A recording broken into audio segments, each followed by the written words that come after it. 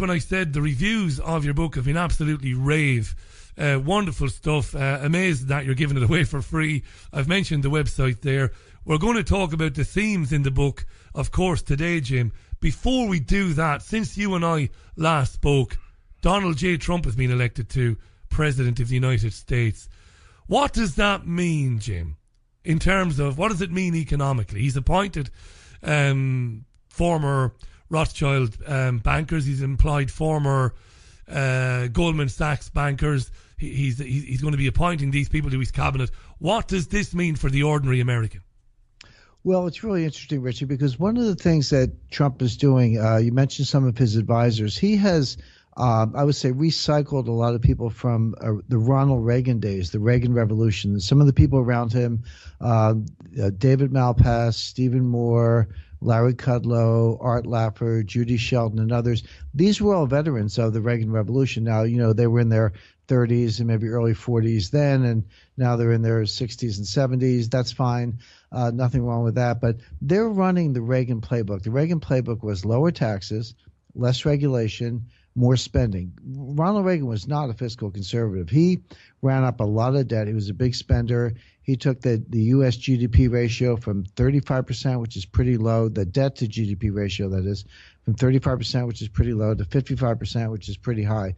So Trump's trying to do the same thing. So lower taxes, less regulation, more spending. The problem is we are in a completely different world. When Reagan did it, he had nothing but tailwinds. Interest rates were 20% when Reagan came in. They had nowhere to go but down. Inflation was 15%, had nowhere to go but down, and we didn't have that much debt. Today, interest rates are close to zero. They have nowhere to go but up. Inflation is low. It has nowhere to go but up. And most importantly, our debt to our GDP in the United States is 104%. Reagan came in with 35% debt. Trump has got 105% debt. A lot of scholars think the danger zone, Angela Merkel would say 60%, Ken Rogoff, Carmen Reinhart, economists would say 90%. Well, we're at 104%. We're in the danger zone already. So Trump's going to run this playbook, but he's going to find he's in the Premier League now instead of the second league. He's got major headwinds. This is not going to work the same way. It's not going to work out the way it did for Reagan. And Jim, any fair and rational analysis of his tax plan, and I'm certainly not Jim Rickards, but I've been covering economics and finance for a number of years, and I had a good long hard look at what he put out there when he was campaigning. And then I looked at what the congressional Republicans want to do. And either way you look at it, the little guy is going to get screwed, and it's going to be, wonderful tax breaks for the very, very, very wealthy. That's a very simple and a very maybe unscientific analysis, but that's a fair analysis, isn't it? Well, that's right. There's almost no way around it. Half the people in the United States do not pay any income tax. For better or worse, you can debate the policy, but their income is such that we don't tax very much income tax at the lower levels. Of course, you get into the higher brackets, you pay a lot of taxes. So if you're going to cut tax rates, almost by definition, it's going to help the richest people. Now, one of Trump's advisors is a guy named Art Laffer, an economist. I know Art very well.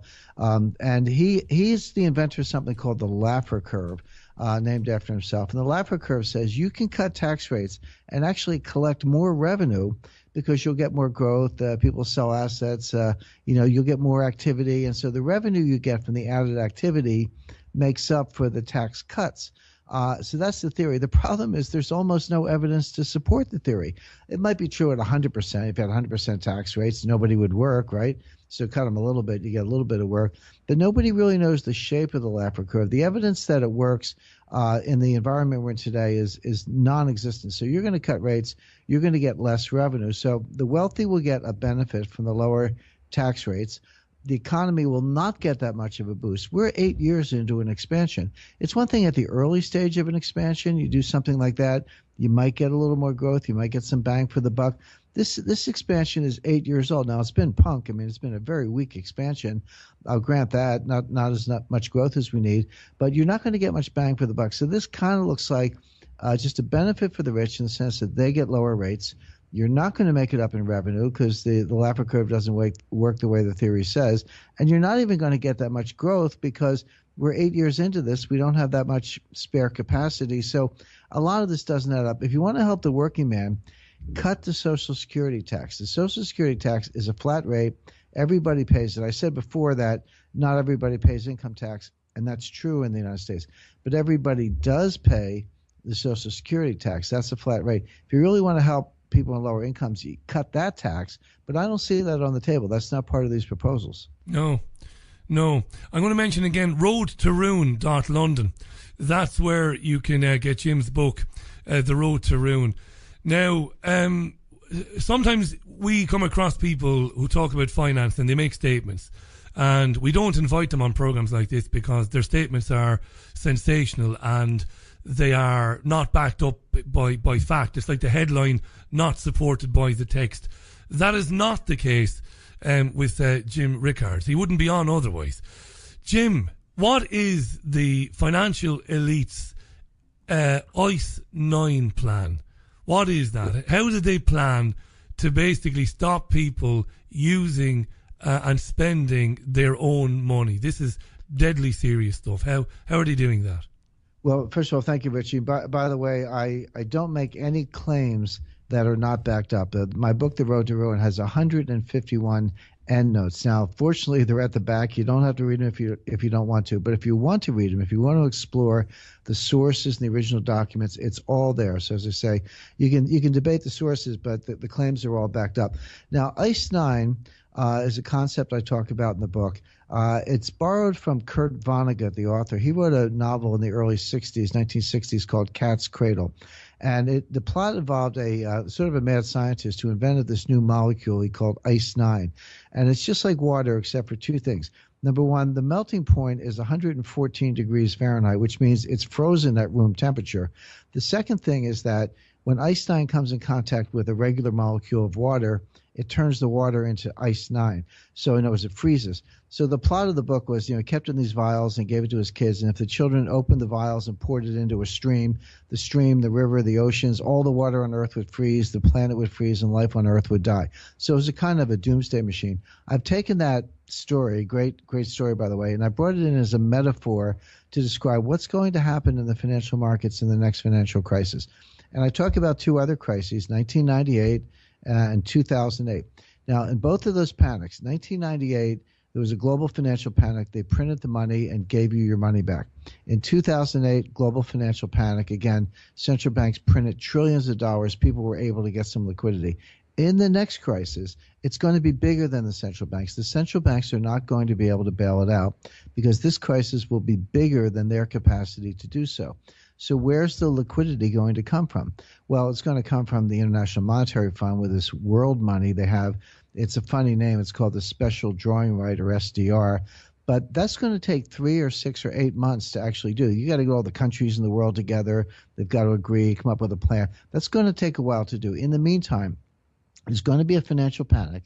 It's going to be bigger than the central banks. It's going to take 6 months or longer for the IMF to ride to the rescue.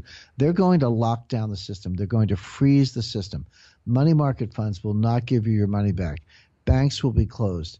ATMs will be reprogrammed. Maybe they'll give you, say, 300 pounds a day for gas and groceries, maybe less, but they'll say, why do you need more than that? So you've got, 50,000 pounds in the bank. They'll say, sorry, you can only have, 300 pounds a day for gas and groceries. We'll get back to you about the rest. Banks will be closed. Exchanges will be closed. Couple things. First of all, this has all happened before. Everything I just described has happened. In 1933, President Roosevelt closed every bank in America. 1914, the New York Stock Exchange was closed for 5 months. As recently as 2015, ATMs and banks were taken offline in Greece. By the way, Richie, this is happening in India today. I finished this book, The Road to Ruin. I finished writing it in early September. And, it takes a couple months to bind it and put it in boxes and ship it out to the bookstores and all that. I could see all this was coming.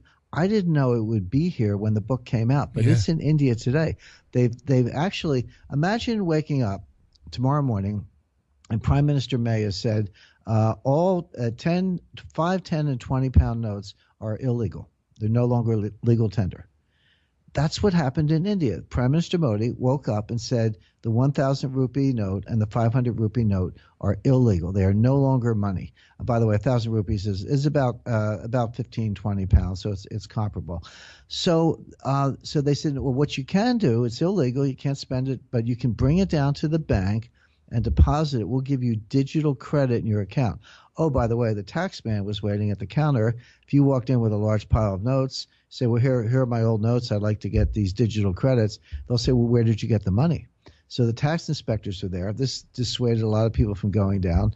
Those who did got digital money. They didn't get paper money. And then, of course, that means they can freeze it or impose negative interest rates.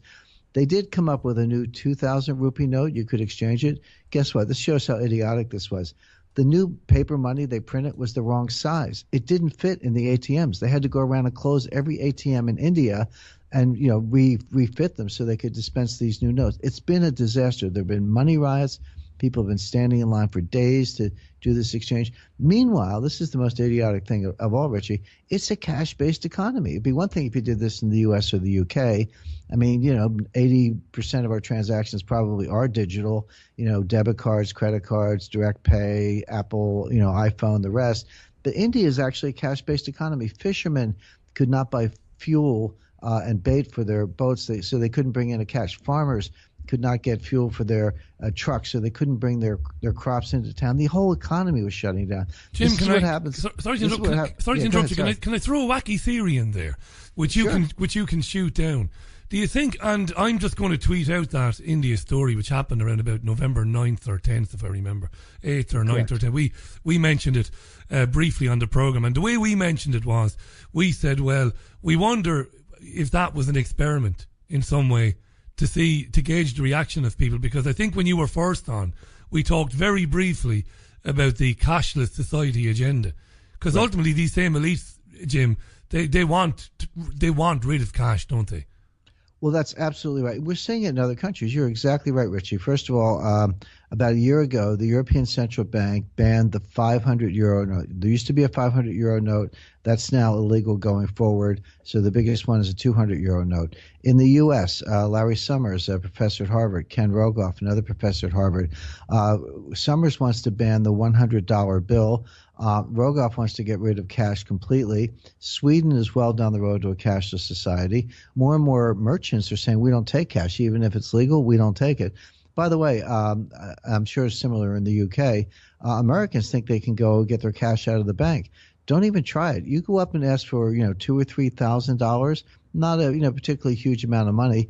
They'll call the manager over. The teller's face will turn white. They'll file a report with what we call the Financial Crimes Enforcement Network. That report will go into a file somewhere between Osama bin Laden and Pablo Escobar. I mean, you're treated like a criminal, perfectly honest citizen. They'll treat you like a terrorist, a drug dealer, or a tax evader. For asking for your own money, Jim. For saying, I want my own money. For your own money, exactly right. So there's a global war on cash. Now, I also said, Richie, I don't recall if we said it on the show the last time, but it's in my book. The war on cash leads very quickly to the war on gold, because gold is an alternative. So if you're making money impossible to get, I said, if you want to slaughter cattle, first thing you have to do is round them up into a pen. So if the elites want to slaughter savers, they have to round them up into these digital pens, the big banks, digital accounts, no paper, cashless society. Round everybody up, and then you can slaughter them with negative interest rates, confiscation, taxes, account freezes, etc. Well, cash is an alternative to that, but they're making cash illegal or extremely difficult to get. But you can still get gold. It's legal. I'm talking about physical gold, not paper gold. Physical gold, whether it's coins, sovereigns, or our American Gold Eagles, or other forms, you can put those in a safe place, not in the banking system, by the way, because the day you most want your gold is the day the banks are going to be closed. So that's what we call conditional correlation. Those two things will happen together. You'll want your gold to be banging on the door of the bank. They won't let you in. But there are non-banks, places. I'm not an endorsement, but I know Sharps Pixley down at Jermyn Street in London, and there are other places around the UK, reputable dealers, private vaults. You can store it safely. But the elites are going to wake up to this. They're going to say, hey, we boxed everybody in. We made it impossible to get cash. We put them into these digital slaughterhouses so we can take their money digitally, but people have gone to gold. Well, guess what they're doing in India right now? I just read this morning. The tax police are breaking down doors and they're seizing gold, physical gold, just taking it. As you know, an Indian bride, that's her dowry. If you have too much of it, they seem to think you're a criminal, and they're taking that. So the war on gold is right behind the war on cash. My advice, get your gold now while you still can. This is amazing stuff, by the way. Folks, then we've got Jim Rickards on the line. We're talking about his brand new book, The Road to Ruin. We've tweeted out road to ruin dot. Let me just make double sure of that now. Yes, I have put the right one out. The road to ruin London. That's where you can get the book for free, folks. Okay, the secret plan for the next financial crisis. Jim, the tweets are flying in. They are flying in. Is it fair to say that these financial crises plural, are all connected, and that what happened in 2008 again was an experiment and was the pretext for what's going to happen next? Well, they are definitely connected in the same way that you'll see earthquakes in the same place over and over. And that's not just a metaphor, Richie. I mean, it's maybe an interesting metaphor, but the dynamics, the systemic dynamics, the math and the physics are exactly the same. So if I'm standing in Florida and you say to me, Jim, when's the next earthquake? I'll say probably never. Florida's not seismically active. There are no fault lines in Florida. You don't get earthquakes in Florida.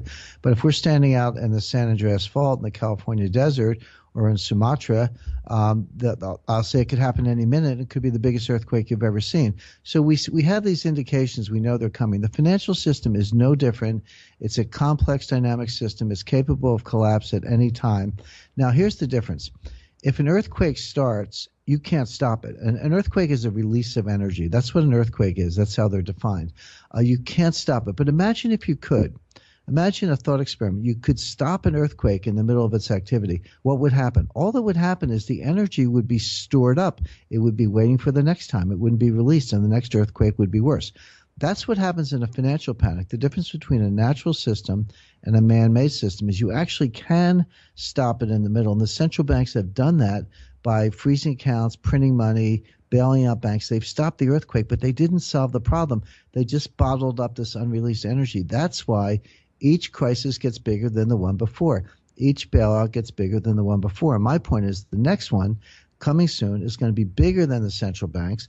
They're going to have to go to this world money from the IMF. They're going to have to lock down the system. They're going to have to seize depositor money, wipe out equity. It's going to be bad. And of course, these the World Bank and the International Monetary Fund, ultimately then that agenda is to take the real wealth that was traditionally, historically owned by the people of any country. So sovereignty is gone, Jim. Do you think we're seeing in Europe with recent elections, with the European Union referendum in the United Kingdom, do you think we're seeing a bit of a rebellion against that agenda? Well, we definitely are. We saw it in Brexit. We saw it in the election of Donald Trump. We've seen it in the rejection of the Italian referendum on the constitutional change. That means Italy's going to have new elections soon and probably get more votes for the Five-Star Movement, which is a nationalist, call it Trump or Brexit style movement. But here's what worries me. The global elites haven't gone away. They're losing these elections and they're losing ground.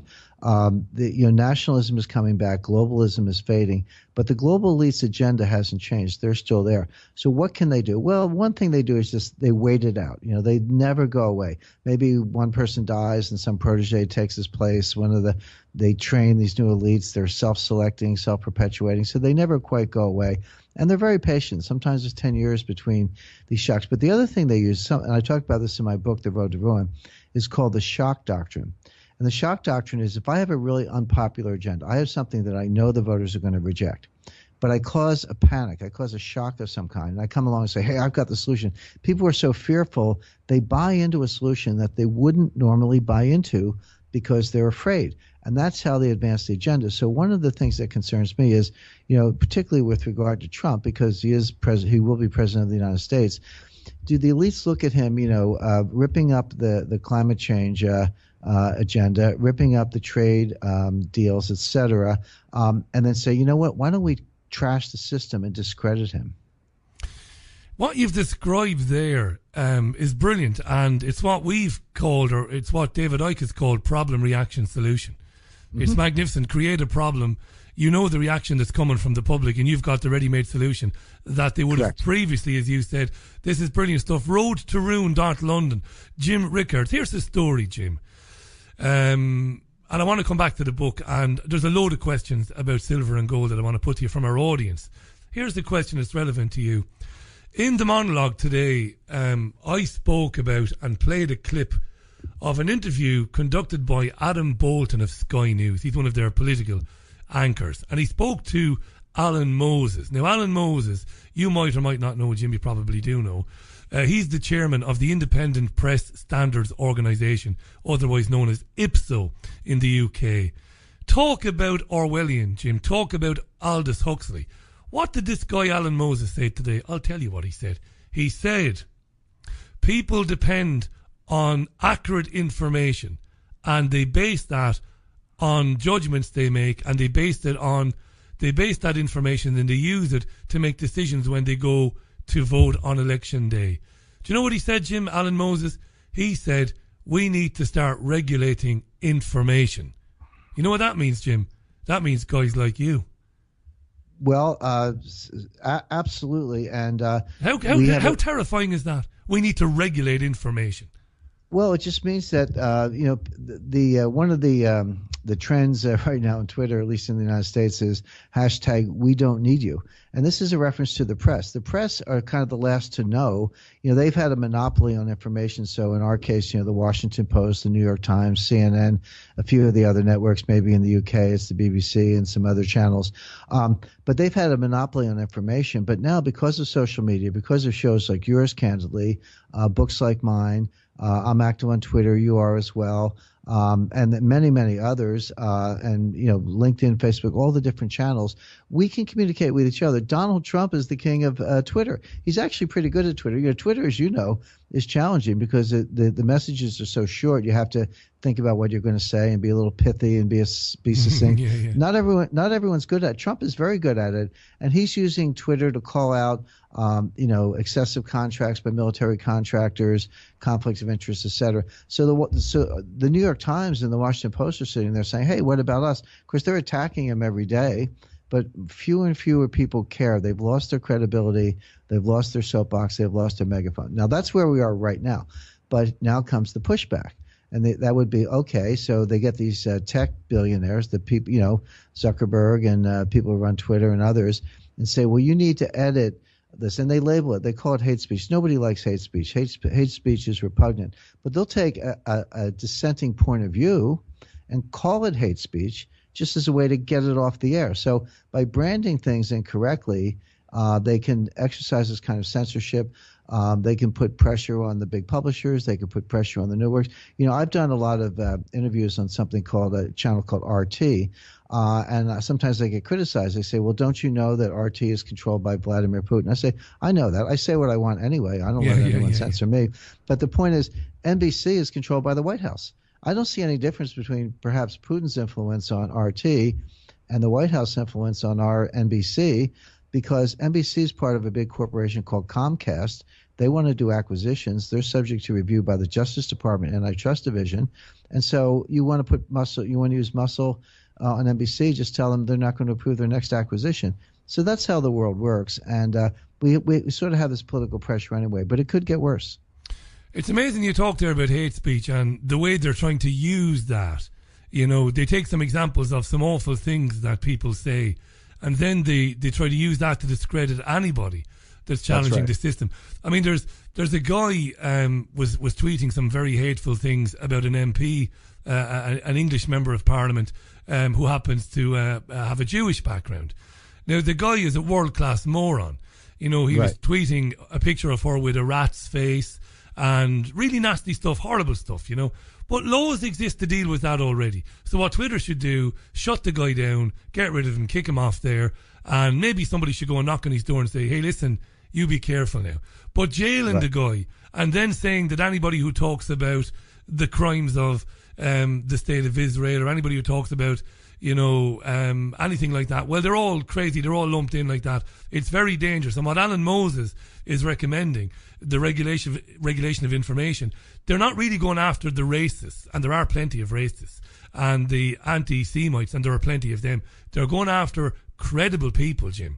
And I'm certainly not trying to, in any way wind you up or make you annoyed, but it's people like you Simple as that. Oh, and who's going to determine whether what Jim Rickards says in the Road to Ruin book, who's going to determine the efficacy of that, the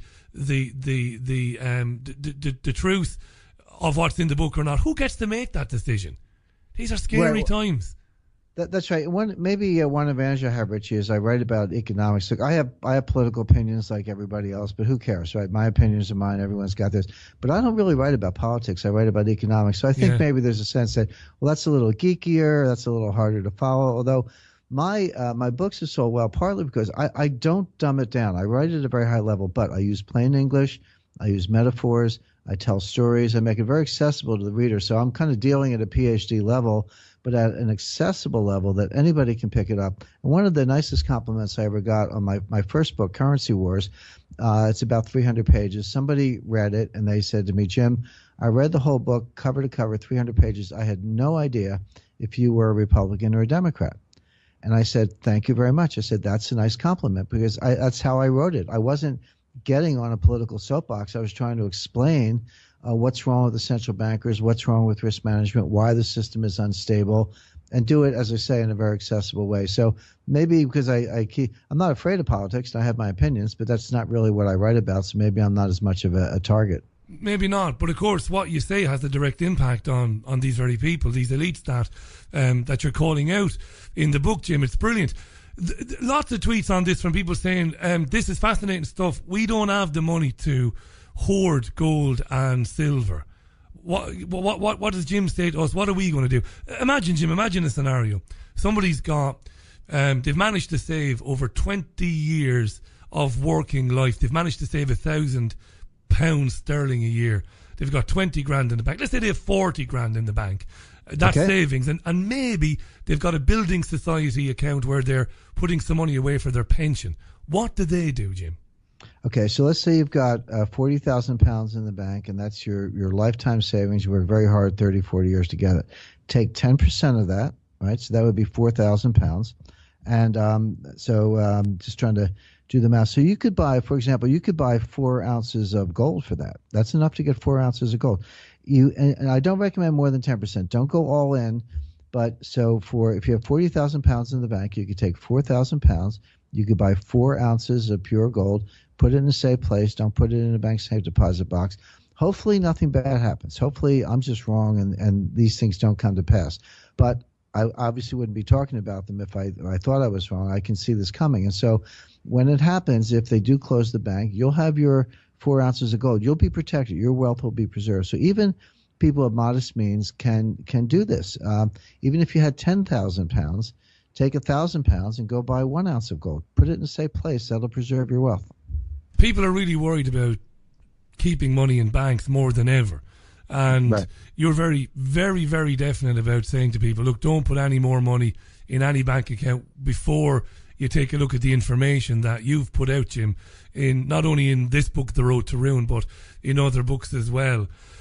And we get questions, and I never answer them because I'm not qualified to answer them. I always refer people to the guests that have come on, people like you, people like Naomi Prince and others who've been on this program.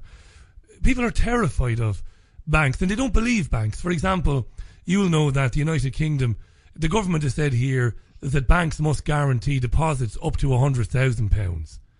But people don't believe that, Jim. They don't believe it. They're like, well, why should we believe that? And if this crash comes, then why should we believe that we will have our £100,000 if we want it? You think they're right not to believe it, okay? Right. No, look, if you have £1 million or £5 million, I mean, you're kind of stuck. You can't. You can buy a certain amount of gold. Again, I recommend 10%. If you have £100,000, the first thing I would do, again, I would use my 10% rule. I would take £10,000, go out. That's enough to buy maybe. That's enough to buy 1,000 ounces of gold. Sorry, not 1,000 ounces. That would be so 10,000 pounds. So you could buy 10 ounces of gold. So if I had 100,000 pounds, I would take 10,000 pounds out, and I would buy I would buy gold with that and put it in a safe place. So now you hope the banking system doesn't crash. You hope your account's not frozen. But if it is, you've got your gold outside the system. And what's going to happen to the price of gold in that scenario? When they shut down the banks, the price of gold is going to skyrocket. Now, I'm not saying it's going to go up a lot tomorrow. It might go down a little bit tomorrow. But in the panic, when that comes, the price of gold is going to skyrocket, and that's going to preserve your wealth. One way I think about it, Richie, it's kind of like fire insurance on your house. Nobody wants this house to burn down. But heaven forbid if it does, you're sure glad you have the insurance. And so that's one way to think about it. It's you don't want a financial panic to happen, but if it does and they shut the banks, having that physical gold off to the side will preserve your wealth. Do you envisage a time in your life, you and I are both young men, do you envisage a time, Jim, when the full, I don't know, the full story, the true story of what fractional reserve banking is will be understood by people? You know, the legendary Ford quote about if people knew how money worked, if people knew how the economy worked, there'd be a revolution. Because when we first spoke, we mentioned this.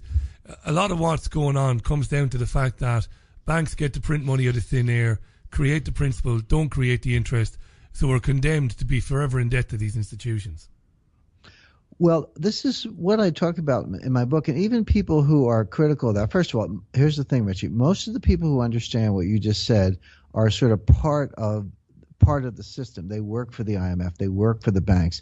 They work for the Bank of England, or in our case, the Federal Reserve. So they have no interest on blowing the whistle on the scam because they're part of it. Okay, now there is a smaller group who do understand it, who are critical of it, who want to help people understand it. But they tend to be a little bit geeky, like Murray Rothbard. Murray Rothbard is a great Austrian economist. He's written quite a few books. I've read his books. He does explain this, but even he is somewhat technical, and you need a little technical training to understand it. So who's out there, not part of the system, willing to be critical, but kind of speaking in plain English to everyday readers to explain this? Well, there aren't that many. You actually mentioned one of them. My friend Nomi Prinz is one. I try to do it myself in my books. There are a few others, but not that many. You sort of have to seek them out. But the number of people who are trying to explain this to everyday readers in plain English without a lot of technical talk, there just aren't that many. We've had a tweet from David Stewart Cole basically parroting that, Jim. He's read your books and praises them. He said the road to ruin will be worth it because I've read Jim's others, really good books, well written and well explained. And that's the key to talking about finance, because I found over the years presenting programs, and you'll know, Jim, you've been on every television, every major network in the States, RT and everywhere else. People switch off, and it's to their detriment. They don't understand how important it is. The language that you use and the way you come across is so hugely important. There's no doubt about that. Folks, it's roadtoruin.london. That's where you can get your free copy of The Road to Ruin. Jim Rickards is on the line. It's 20 minutes to the top of the hour. Jim's going to stay with us for another 10 minutes or so. Keep those tweets coming in, by the way. This it couldn't be more vital. Jim, we mentioned this last time. I'm so glad you're back on, because people are asking me questions that maybe people didn't hear you the first time you were on. What sort of timeline do you have in your mind? I know it's difficult to tie people down to, exact predictions of exact days and months, but when do you think this is really going to go absolutely nuts? Well, here's the thing, Richie. In my book, I talk about 2018, but the reason I did that is there was a panic. We were just hours away from closing every stock and bond market in the world. And September 28th, 1998, I have a whole chapter on that in my book, The Road to Ruin. That was the Russia long-term capital management crisis. The reason I know that, I negotiated that bailout. I was in the room with the Federal Reserve, the Treasury, and the big banks. I actually did that deal. I know how close we came to complete catastrophe. Come forward 10 years to 2008. We were days away from the sequential collapse of every major bank in the world. So Bear Stearns had failed in March 2008. Our big mortgage agencies, Fannie Mae and Freddie Mac, failed in June 2008. Lehman Brothers failed in September 2008. Morgan Stanley was just a couple days away, then Goldman, then Citibank. All of them would have collapsed. Again, the Fed intervened, truncated that process. It didn't come to the worst, but it was extremely close. So we've come within hours or at most days from collapsing the entire system twice in a 10-year span, 1998 to 2008. So all I do, I come out 10 more years just to keep that 10-year tempo. 2008. I talk about this third crisis, and we talked about it on the show already with Ice 9 and the freezes and special drawing rights and all that. But here's my point. It could be 2018, but it could be tomorrow. In other words, don't wait. Don't. By the way, when this happens, it will happen very quickly. It'll start out slowly, but no one will kind of notice to go, oh, by the way, good example, the panic of 2008 when Lehman Brothers went bankrupt, September 15th, 2008. That actually started in the spring of 2007. Some of the mortgage losses started to show up. Then there were some hedge funds that failed and some money market funds that closed in the summer of 2007. And then, as I mentioned, Bear Stearns, so that in March of 2008. So that took a year to play out. Same thing happened in 1998. That actually started in 1997, June 97 in Thailand, and then it spread to Indonesia, Malaysia, Korea, Russia, and then finally long-term capital management blew up. So there are two lessons. Number one, these things start out in small ways. It can take a year to sort of spread around the world, but nobody sees it coming. These things are happening. It's like, oh, it's only Indonesia, who cares? It's only Malaysia, who cares? But they don't know that these are like dominoes falling, and you're the last domino, and it's heading your way. So that's the first thing to understand. But the second thing is when you get to the acute stage, so the height of the panic, September 2008, for example, or September 1998, it's too late. I mean, things are happening very quickly, and people go, oh, well, call me the day before, and I'll sell my stocks and go get some gold. I'm not going to know the day before. I can see it coming. I can see these things unfolding.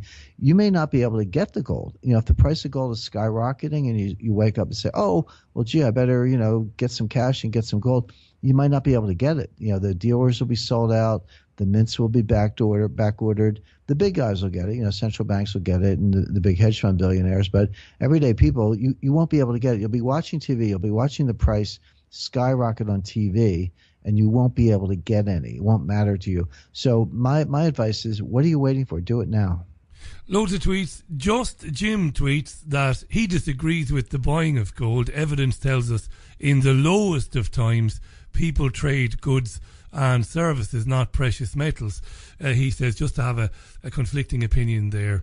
Faisal tweets, under the bed is safer than a bank these days. He agrees with you loud and clear there, Jim.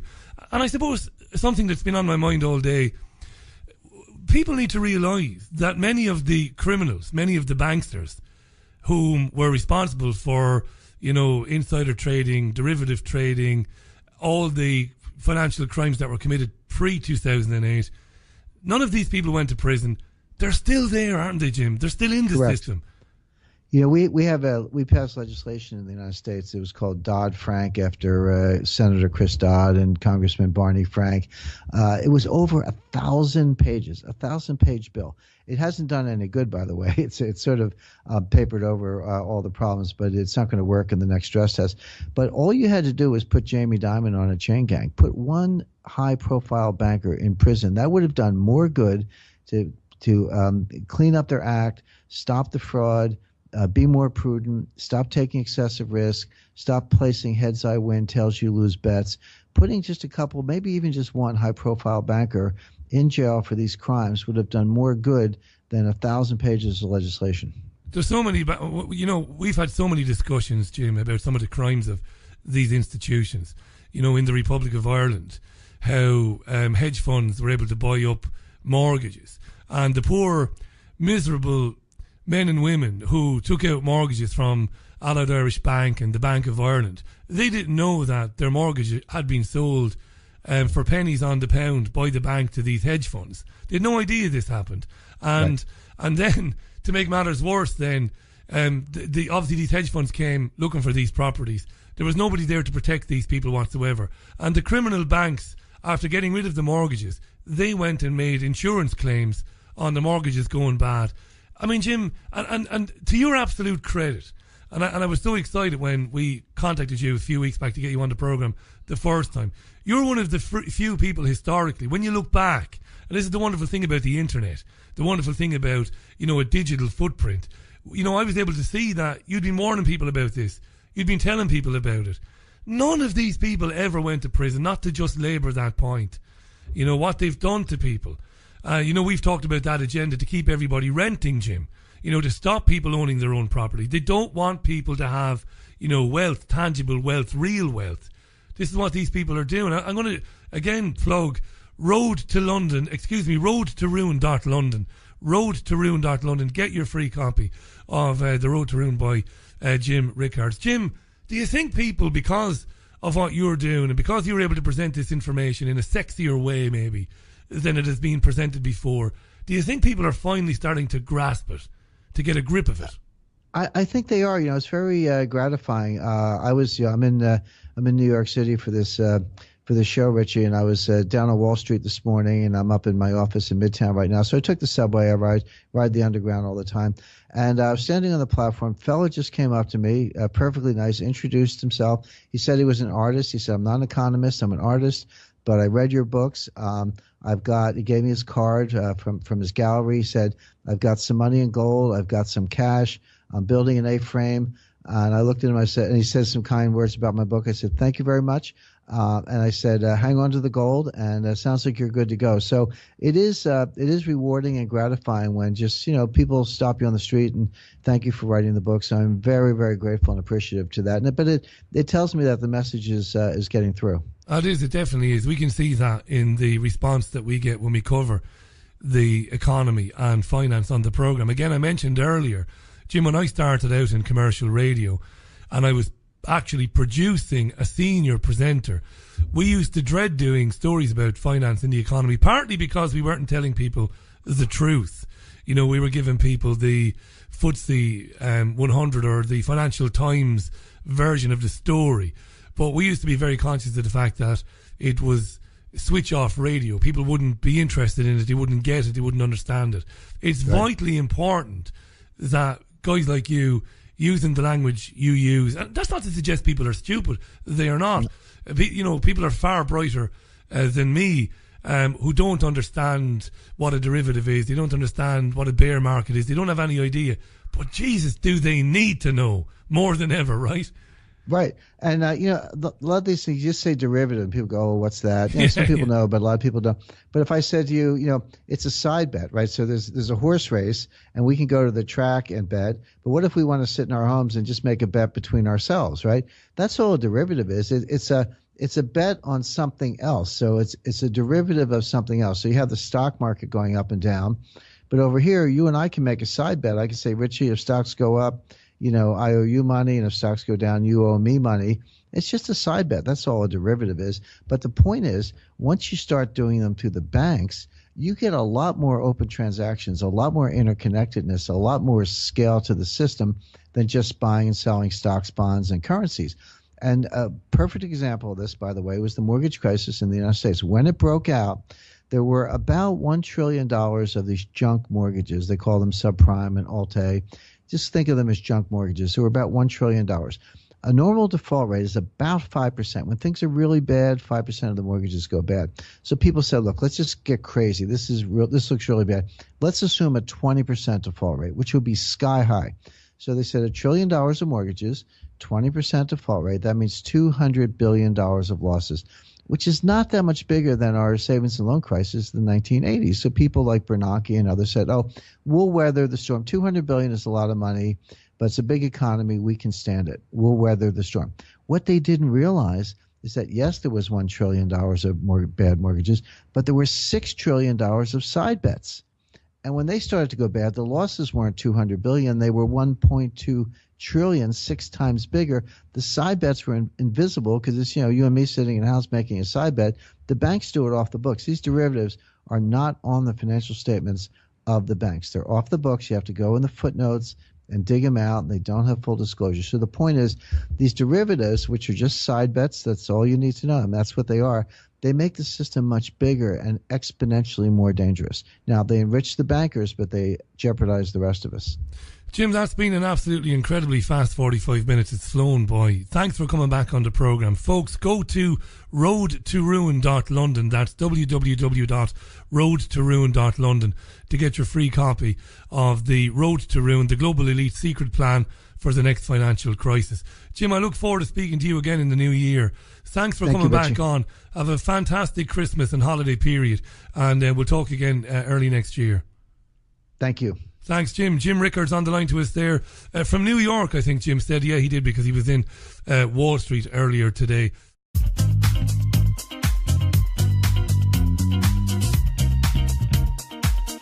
In their 30s and maybe early 40s then, and now they're in their 60s and 70s. That's fine.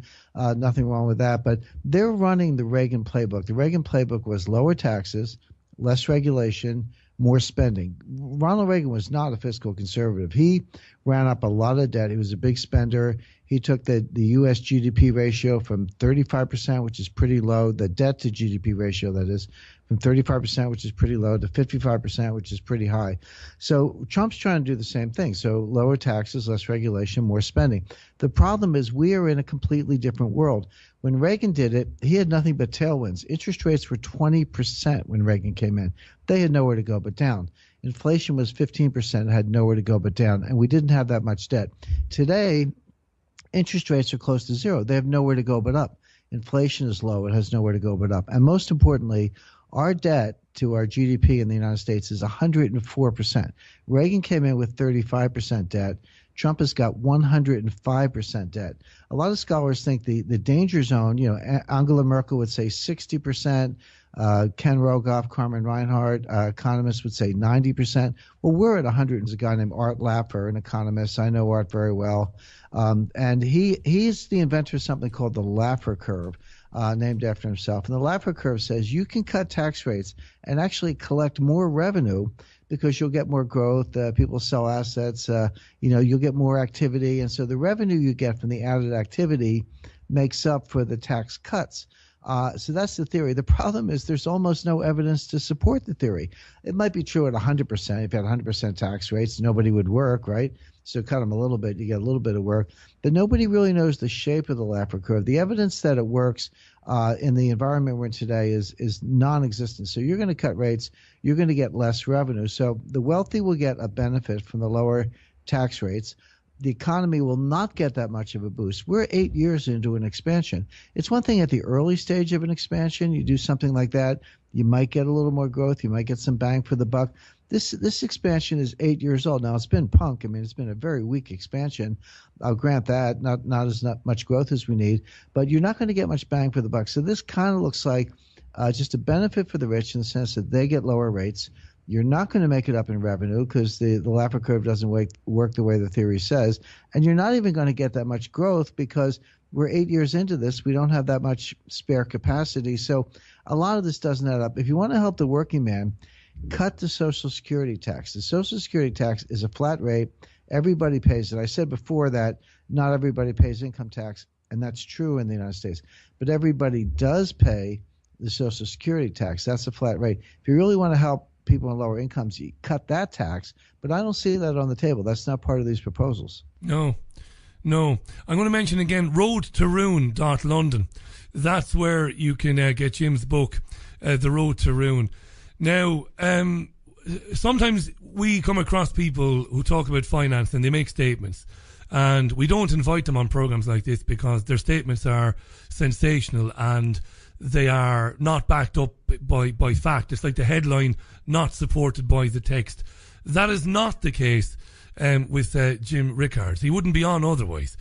Jim, what is the financial elite's ICE 9 plan? What is that? How did they plan to basically stop people?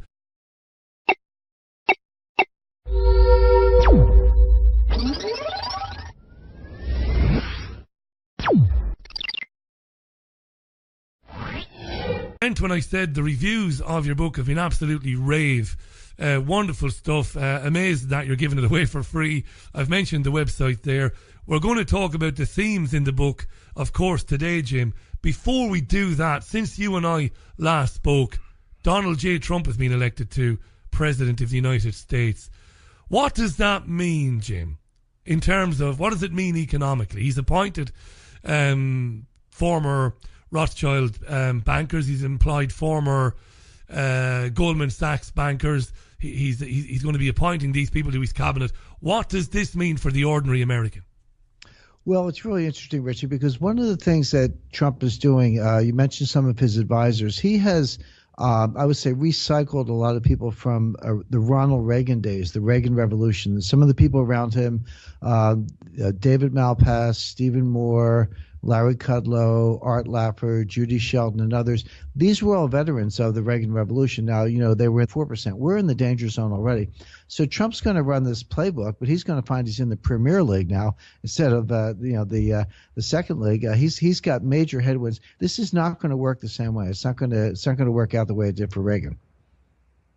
And Jim, any fair and rational analysis of his tax plan, and I'm certainly not Jim Rickards, but I've been covering economics and finance for a number of years, and I had a good long hard look at what he put out there when he was campaigning. And then I looked at what the congressional Republicans want to do. And either way you look at it, the little guy is going to get screwed, and it's going to be, wonderful tax breaks for the very, very, very wealthy. That's a very simple and a very, maybe unscientific analysis, but that's a fair analysis, isn't it? Well, that's right. There's almost no way around it. Half the people in the United States do not pay any income tax. For better or worse, you can debate the policy, but their income is such that we don't tax very much income tax at the lower levels. Of course, you get into the higher brackets, you pay a lot of taxes. So if you're going to cut tax rates, almost by definition, it's going to help the richest people. Now, one of Trump's advisors is